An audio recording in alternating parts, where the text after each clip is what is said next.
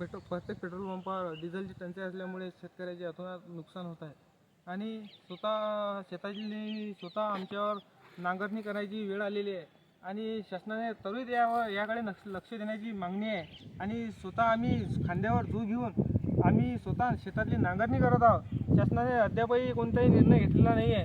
शासनाने त्वरित या जिल्ह्यात डिझेलची उपलब्धता करून द्यावी हीच आमची शासनाकडे मागणी आहे.